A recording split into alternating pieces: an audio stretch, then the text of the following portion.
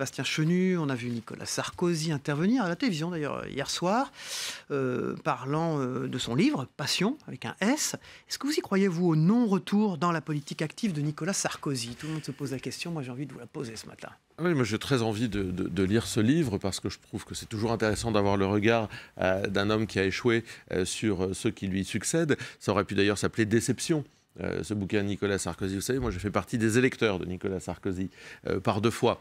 Donc j'ai quand même eu le sentiment... Rappelez aux téléspectateurs que vous avez appartenu aux Républicains. Voilà, donc j'ai quand même eu le sentiment de me faire avoir par 2 fois.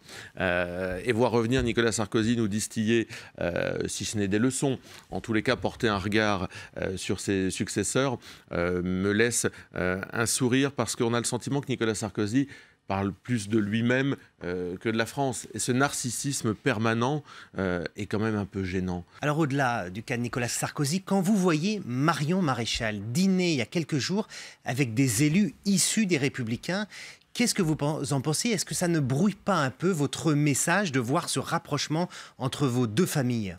Non, au contraire, moi je pense que tout ce qui peut faire tomber les cloisons, les murs, les barrières entre des gens qui aspirent à redresser la France, eh bien, vous savez, c'est pas d'ailleurs uniquement une problématique française. Je regardais en Allemagne, Monsieur Gauck, qui était le président de la République allemande, qui n'est pas très connu, eh bien, il a appelé la CDU, dont il est issu, à parler avec l'AfD, qui sont, nous, nos partenaires allemands. Donc aujourd'hui, on voit bien que nous sommes le Rassemblement national, les personnalités du Rassemblement national, les idées que nous portons au centre du jeu, parce que par 2 fois les Français nous ont mis en tête ou en tête de l'opposition dans ce pays. Donc nous sommes le point central de l'opposition et qu'on aspire à savoir ce que nous pensons, à vouloir travailler avec nous, à échanger avec nous, me semble tout à fait légitime.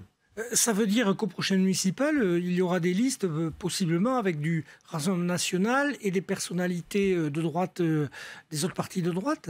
Alors, il n'y aura pas d'alliance en tant que telle, parce que d'abord, nous ne proposons pas à des partis politiques, à des vieux partis politiques comme les Républicains, dont le moins qu'on puisse dire, c'est qu'ils ne soient pas en très grande forme, de s'allier avec nous. D'abord, leurs dirigeants ne le souhaitent pas. Ils sont fascinés par Emmanuel Macron et ils iront... Localement, au cas par oui, cas. Mais, vous le verrez d'ailleurs, Marc-Philippe Daubresse à Lille, c'est l'élu du Nord qui vous parle, a fait déjà des offres de services à La République En Marche. Donc il y a une espèce de collaboration industrielle avec La République En Marche qui est en train, du côté des Républicains, de s'installer. Mais localement, nous, on va tendre la main, continuer à tendre la main aux électeurs, aux militants, aux adhérents des Républicains qui sont sincères, mais pas seulement. Parce que, et là encore, j'en profite pour reprendre cette casquette d'élu du Nord, nous ouvrirons largement nos listes aussi à des gens, à des élus, à des responsables de partis politiques dits de gauche, socialistes, communistes, des syndicalistes, etc. Il y en aura également parce que les municipales, et ça a toujours été le cas, il n'y a rien de surprenant, c'est la capacité à rassembler et à dépasser son étiquette politique. Tous les maires s'ouvrent à des gens qui n'ont pas de carte dans des partis politiques. Eh bien, nous, pour conquérir des villes, puisque c'est bien de cela dont il s'agit, nous nous ouvrirons très largement. Alors, dans l'actualité, au-delà du cas franco-français, l'Union européenne vient de signer un accord avec le Mercosur, les pays d'Amérique du Sud. C'est plus de débouchés pour nos marchés, c'est moins d'union douanière, enfin moins de barrières douanières, pardon. Et Jean-Claude Juncker, le président de l'Union européenne, a dit que c'était un moment historique, je le cite. Ouais, c'est l'accord de la honte. C'est l'accord de la honte, cet accord du Mercosur, parce qu'on nous le vend comme étant favorable à l'industrie, sauf qu'on oublie de nous dire que cet accord, il va tuer, ruiner définitivement notre agriculture. Alors c'est un choix qu'a fait Emmanuel Macron.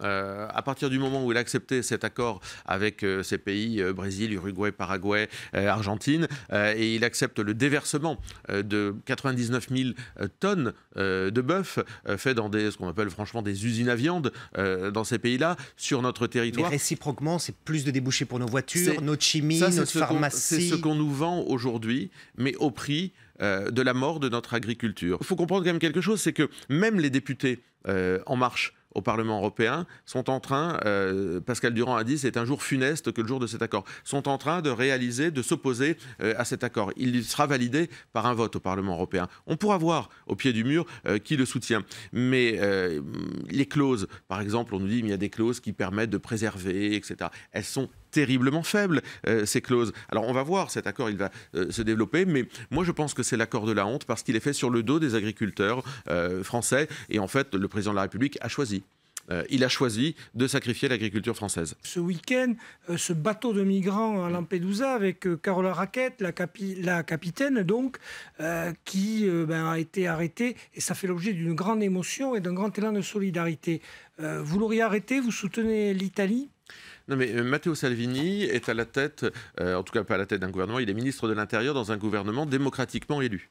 61% des Italiens ont indiqué qu'ils étaient opposés à l'arrivée du bateau Sea-Watch. On ne peut pas accepter, c'est je crois la logique d'une démocratie, que des gens viennent vous mettre devant le fait accompli en vous imposant leur vue, alors même que le gouvernement italien indiquait qu'il ne souhaitait pas voir accoster sur ses côtes ce bateau de migrants. Ce gouvernement, je le répète, a été élu démocratiquement. Qu'est-ce qu'on fait des 42 migrants non, qu'il mais y a dedans ? On peut soigner des individus quand il y a des problèmes sanitaires, leur tendre la main, mais on les raccompagne ensuite d'où ils viennent. Ils n'ont pas vocation à venir parce que la logique de tout cela, c'est que demain, ce sera un second bateau, puis 10, puis 20, et que vous avez des ONG qui mettent les gouvernements démocratiquement élus devant le fait accompli. Ce n'est pas acceptable. Il y avait quand même 15 jours de tergiversation pour savoir ce qu'on faisait de ce bateau. La France, elle condamne, elle parle même d'une stratégie d'hystérisation à propos de ce que fait l'Italie. Oui, mais la France, au lieu de donner des leçons à la terre entière, M. Macron, au lieu de donner des leçons à la terre entière, de parler d'hystérisation, ferait mieux d'avoir une politique claire en matière migratoire. Donc, d'un côté, le gouvernement nous dit on va être très très ferme, mais il accueille les migrants dès qu'il le peut. Il ouvre d'ailleurs le regroupement familial dès que possible. Bon, je veux dire, la France a une politique brouillonne en matière d'immigration, et elle donne des leçons à des gouvernements qui, le moins qu'on puisse dire, c'est qu'ils ont une politique et une ligne qui est très claire. Toujours sur l'Europe, depuis 2 jours, elle se cherche un gouvernement, la Commission, les autres postes. Quel regard portez-vous là-dessus ? Écoutez, on nous avait vendu une Europe dans laquelle tous ces gens pro-européens et libéraux vivraient une lune de miel extraordinaire, que nous ne réussirions pas à nous entendre et que ferait avancer l'Europe à grands pas.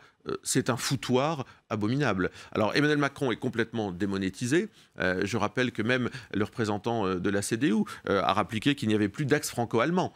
Donc Emmanuel Macron est complètement isolé, y compris d'ailleurs sur le traité du Mercosur. C'est un président isolé. Vous avez des gens qui se disputent des postes au vu et au su de l'ensemble des Européens. Et puis vous avez des élus La République En Marche qui se permettent de dire qu'ils feront barrage au fait que des députés issus du Rassemblement National ou de notre groupe Identité et Nation puissent accéder à des responsabilités parce que nous sommes avoir quoi, nombreux. 2 commissions, c'est ça ? 2 présidences de commission. Et vous avez La République En Marche qui est arrivée derrière nous et qui visiblement dit non, on ne respecte pas la démocratie.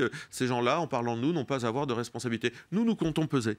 Nous souhaitons peser et nous assumerons toutes les responsabilités que nous pourrons assumer au sein du Parlement européen. Mais les gens qui dénient la démocratie et qui découvrent leur vrai visage, vont-ils refuser par exemple le soutien de M. Orban à Michel Barnier pour la présidence de la Commission ? Ce sera intéressant de voir jusqu'où ils sont perpétuellement en incapacité de défendre les intérêts français. Donc voilà, nous souhaitons peser au sein du Parlement européen. On voit que ces gens-là sont incapables de s'entendre. Ça fait quand même un petit moment que ça dure et que de l'autre côté, la politique française, l'image de la France est très clairement abîmée par les contorsions présidentielles. L'actualité internationale est vraiment très chargée. Ce week-end, c'était aussi les premiers pas d'un président américain, Donald Trump, en Corée du Nord.